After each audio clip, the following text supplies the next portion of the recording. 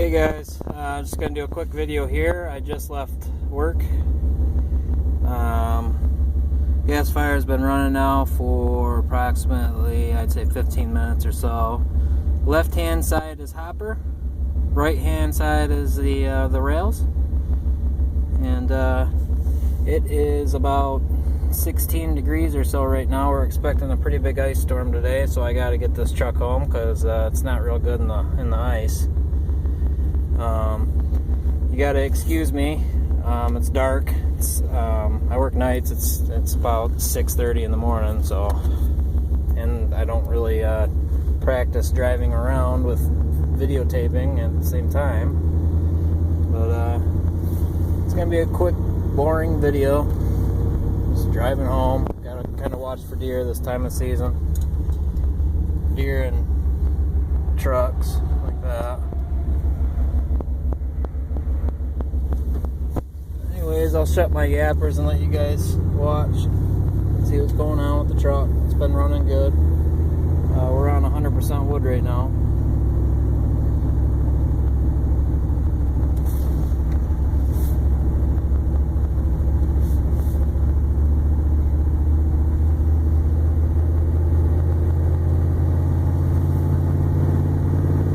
Excuse my mess in here.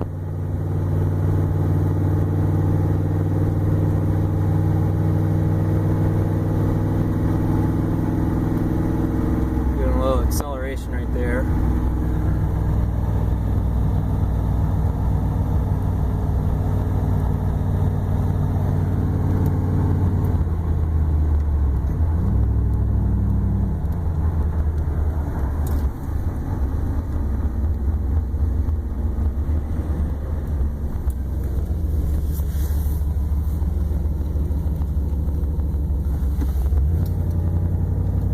Trying to avoid rush hour traffic, so there's a couple companies on this road that start to get packed around 7 in the morning, everyone coming to work. And we're running good. Running pine right now from pallets.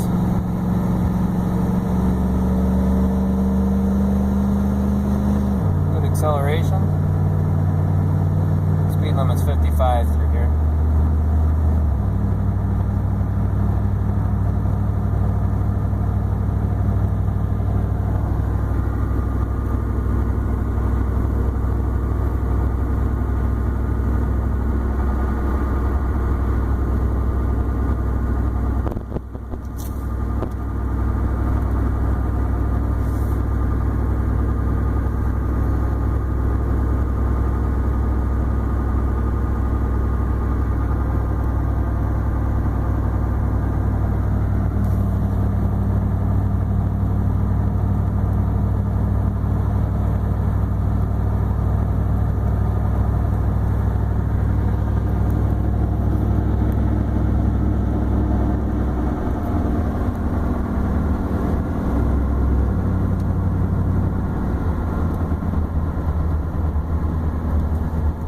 I remember when I first started driving on wood, these stop signs here after a cruise like that, when we had some good acceleration, we're really pulling on the gasifier.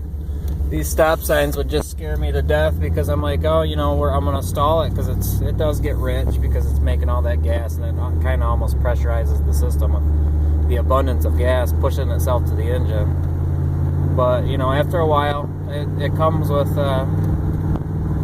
your ability to learn how to drive.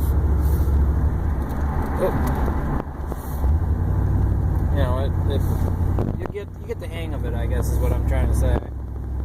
You know, you get the air controls in the right spots, and your foot on the gas, and the important thing is to have your throttle adjustment set right so you can idle at a decent RPM without stalling it out. Practice makes perfect. I would have no problem driving this truck on wood in a city situation. I can't say that, I guess. I mean, I would. It would be stressful. There's no doubt about that. City driving is stressful to me anyway. I'm not from the city, so, you know, but I complete confidence in this vehicle that it will perform just fine in the city. Alright, we're kind of on the main road here. I'm going to really push the system. I got a little bit of clogging going on, as you can see. The char bed's pretty tight right now.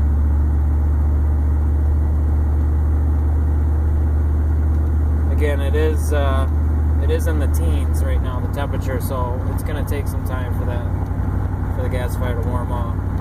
This particular unit on the right hand side there, that is the right before it goes into the rails, the cooling rails, that's my temperature. And this gasifier runs pretty cool. 300 tops usually. I haven't really pushed the system too far past that. But you know, on this way home from work, it's about 16 miles one way, so it's about, you know, 55 mostly the whole way. I'll see temperatures usually about 240, 250. That's pretty normal. Hopper temps are, you know, hopper temps can be anywhere. It depends on the fuel that you're running, if it bridges, you know, there's a lot of variations with that.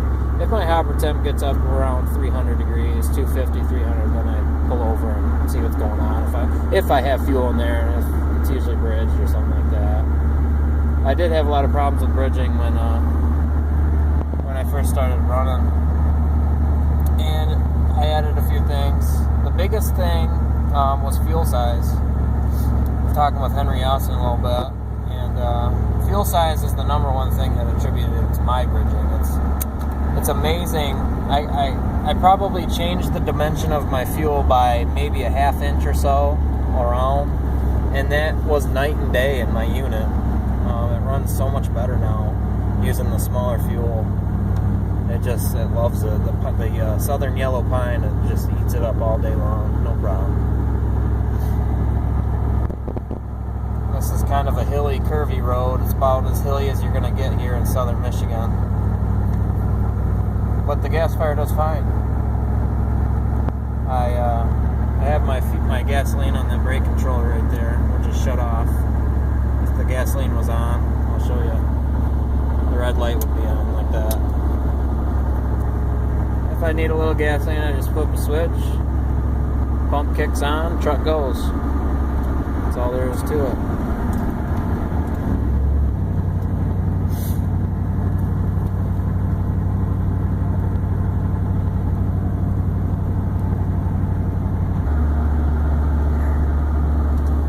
Back.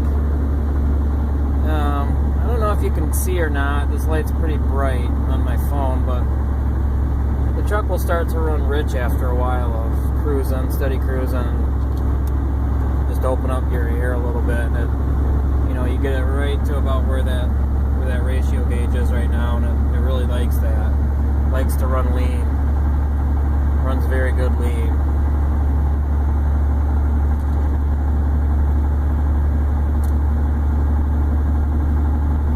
About 8 miles or so into my trip.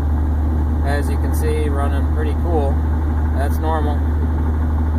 I know it's normal because I did have an air leak in this unit. At one point, it was running quite a bit hotter when I had that leak going. When I fixed it, it cooled down again. I did verify those temperatures with a multimeter and a thermocouple, so I know that it's running pretty close. You know, plus or minus 5 degrees. On both gauges. Right now, my hopper and my rails are about the same time. Again, running 60 miles an hour right now, just under 2,000 RPM. About 8 miles into our trip. Running cool as a candy cane. I'm not sure why. The heat exchanger is nothing special.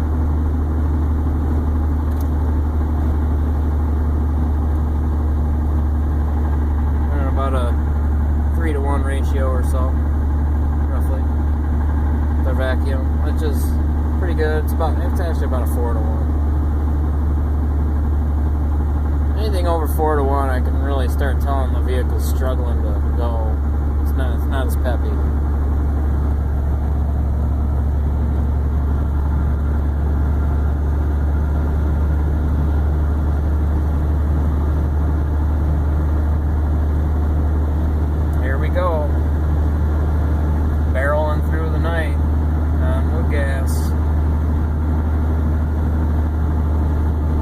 good. Thanks, guys.